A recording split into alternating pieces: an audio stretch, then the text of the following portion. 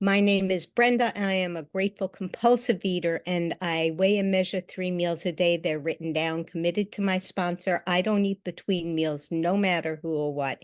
And abstinence is truly the greatest gift I get, and I'm gratefully abstinent today with my higher power and my gray sheet community, which is all you guys. Thank you all. I see a few beautiful, friendly faces. So nice to see everybody. Okay. I'm a gray sheeter. I didn't want to be. My abstinence date is April 18th, 2013. So I just celebrated 11 years of back-to-back abstinence, but I walked into the gray sheet rooms in 2002. And I worked a good gray sheet program, but it was just a diet when I came in. And I learned that you can only white knuckle it so long. I white knuckled it for 10 years, but eventually if you don't expand your, all the areas that you need to, it's a threefold disease. If I'm only working the physical, what's happening in me, my spiritual and my emotional frame of reference? And it needs to be more than a diet, because diets always fail. Always, always, always. So today I am gratefully weighing and measuring 3 meals. I I do my meditation. I do my third step, my fourth step. I do all of them, because if I'm not working my steps, I'm not showing up for my life. So I was always a fat child. I was always a fat adult. Um, this is a picture of me. I am the one in the teal coat, and it couldn't close. That was the middle of winter, and I was close to 300 pounds when I walked into the room in 2002. So I've lost about 140 something pounds. I just turned 75 last week. So I'm not going anywhere. This is what works for me. This is where I need to be. And this is what gives me everything that I need to get through and meet the challenges that life gives me. So some of the things that I do, this is my food journal. Every day I write down my food. It's committed to my sponsor. It's called in. I hate texting. I if you want to get in touch with me, please, please don't text. Give me a call. And Theta knows this, because there have been many times when she's emailed me or texted me and gets no response, because I am a dinosaur and I don't deal with texts very well. So I like the phone. That's who I am.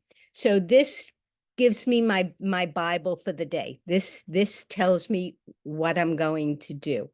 And it's such a freedom and a privilege to have. I write it the night before, because I call my sponsor at 7:30 in the morning. So the night just before I go to bed, I check what I have available in the refrigerator. I plan my food and I write it down. And that is how I start my day, by committing my food. Um, I am so grateful that I get it today, that I understand that, one of the things that took me out when I went out is that, I refused to call in a food change. I said, it's 4 ounces. 4 ounces equals 4 ounces. Why do I didn't get that it's the decision to not call. That's the problem. Making a food change, sometimes things happen, food goes bad, people eat it. I live in a house with 2 other people. They eat it, unexpectedly. So I could change my food, but I can't make that decision on my own. It's always turning it over. It's always not keeping the secrets. Um, it's funny. I've always been it's always easier in my disease. It was always easier to lie than to tell the truth. The lie always came really easy. And being honest is like so hard. And that's why it was so difficult those first 10 years, because I was keeping so many of these changes, and they weigh on us. The freedom I get when I give it to my sponsor or give it to someone with 90 days of gray sheet abstinence, that removes it from the brain, and my brain can really get convoluted, and I am always going to be the first one to beat myself up. I will always be the most self-criticizing of anybody. Everybody else will cut me the slack that I never did. So today, uh, actually yesterday, I was at a meeting and I heard this. I heard that the deception of others is always rooted in the deception of ourselves.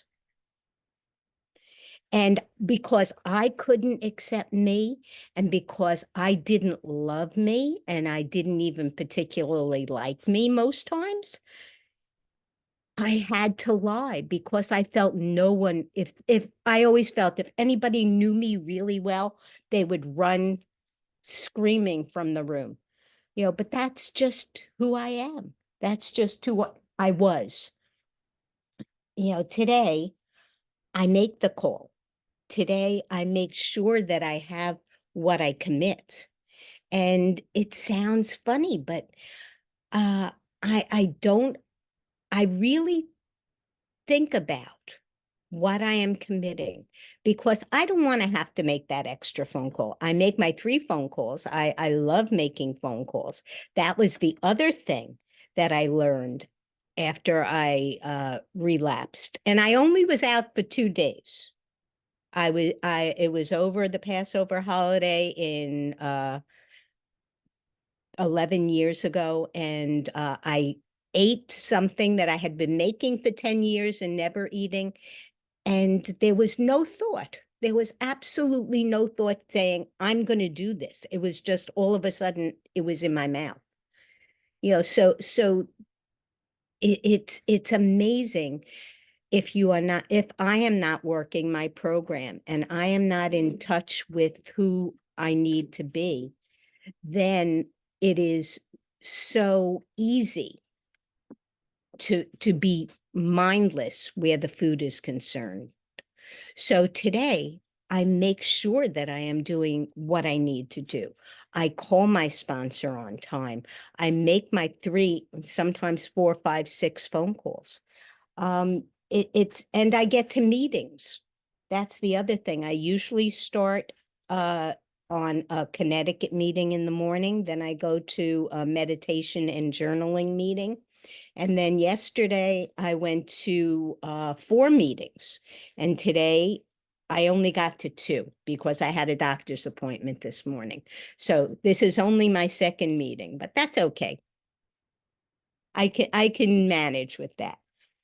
The willingness to be teachable, to listen. Wait, why am I still talking? That's one of the acronyms that I really fell in love with. Please just let me stop talking and open my ears. One of the ways that I started making my phone calls is when I listen to people speak, I take notes. And if I see someone that I identify with, I make sure to get their number so that I could let them know how they have affected me. Because so often we share and we don't know, I don't ever remember what I've said after I leave a meeting, pretty much, because I let my program speak. I let God speak through me, and I get those words, whatever comes out is what I need to remember myself. So I never know how it's received. So if someone says something that I connect with, I call them. If someone's going through a tough time, I call them. If somebody shares something that I think I can help with, maybe. I try not to help uninvited. I am really very good about pausing and making sure that I am blessing them and changing me, because the resentments, those per, personal grievances, that uh, would have taken me out before, don't take me out now. Because people who show up in meetings are here because they need to be, they want to be. So what I do is I listen and I try and remember what it was like when I first came in and was hungry and had all these things that I thought I knew about food. And weighing and measuring was not one of them. I came from OA where, it was pretty much optional because, abstinence was what you decided abstinence was in OA. 4 minutes. And today, I know what abstinence is. It's on the gray sheet. It is exactly where I need to be today.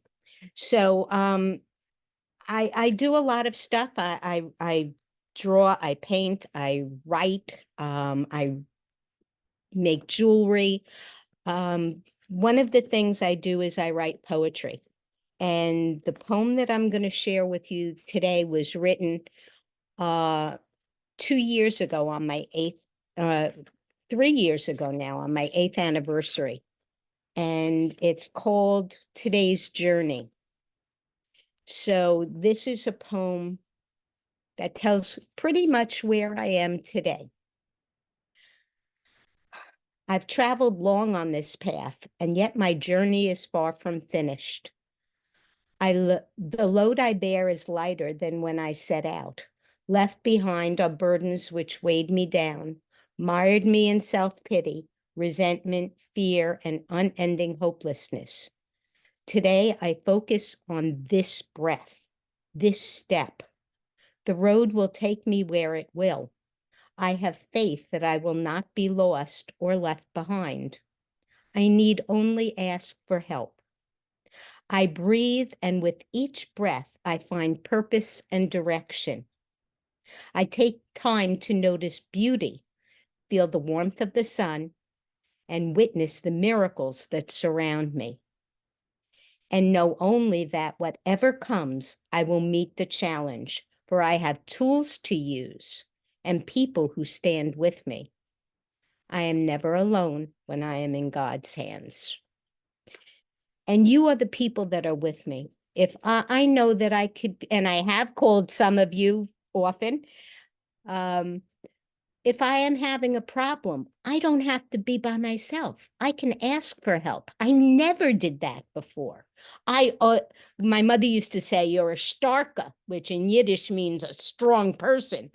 I don't have to be a starka today. If I need help, I know I turn it over to my higher power and I ask for help.